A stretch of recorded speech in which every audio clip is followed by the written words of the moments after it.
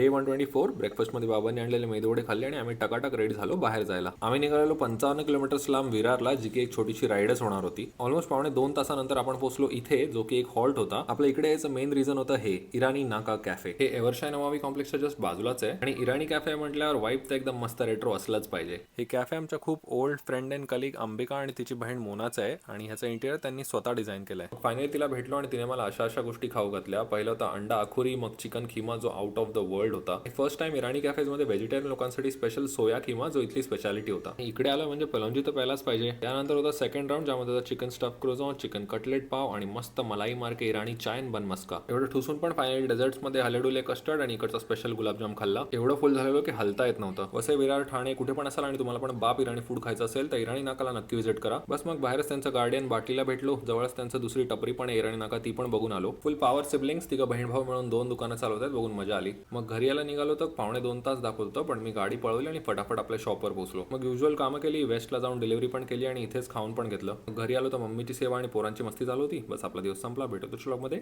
Bye.